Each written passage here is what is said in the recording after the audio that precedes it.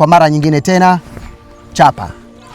Unaweza kukibomoa kile nilichokitengeneza, lakini kamwe hutaweza kukitengeneza kile ulichokibomoa. Hii dunia ni yetu sote, isipokuwa wanadamu wameamua kutuwekea mipaka. Ishi vizuri na watu. Ukichaguliwa, usichague. Karibu sana. Yaani ulikuwa unanichelewesha tu muda wote hapo unaongea ni kwa sikuelewi. Nimechanganyikiwa, nimevurugwa. Yaani hapa mimi maisha yangu sasa hivi mtakaniaeke rehani. Kwa sababu kinachoelekea nitakuja kupata kesi ya mauaji alafu sio ya jinai. Kesi kama kesi. Nimechoka. Hela yangu ya kuungaunga nidange huku niokote huku nimwibie huyu nikimbizwe nipate 200-300. Lakini kinachonitesa sana mimi unapoingia mtandaoni sasa unakutana na jitu limetuna, limependeza, linakwambiaje? Bonyeza hivi, ingia hivi kujisajili, nikufundishe mbinu za kupata utajiri. Mimi nalipia, napigwa. Yaani wananiibia. Mwisho siku nikilipia, hamna cha utajiri, hamna cha nini? Naenda kufanya fujo, nikienda kufanya fujo na nibutua mimi nguvu za kupigana sina cha.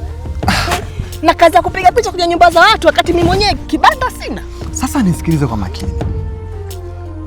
Hivi unaweza kuichora sifuri mwanzo bila kurudi pale ulipoanzia? Sasa huo ndo utoto. Mimi naongelea hela sasampa. Siongelei sifuri, sijarudi darasani mimi. Sasa maana yangu ni hivi. Ikiwa unaweza kuichora alama ya sifuri ukaichora mwanzo bila kurudi pale ulipoanzia, basi unaweza kuwa tajiri.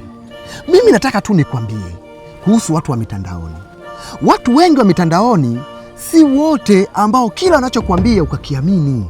Kwa sababu wengine wanatumia fursa ya wajinga ambao wamerundikana mule kwa ajili ya kuendesha maisha yao. Sasa wewe huwezi ukaambiwa bonyeza linki alafu na wewe ukabonyeza weka 2000 na wewe ukaweka 2000 kwa mtu ambaye hujamuona. Hivi unategemea nini?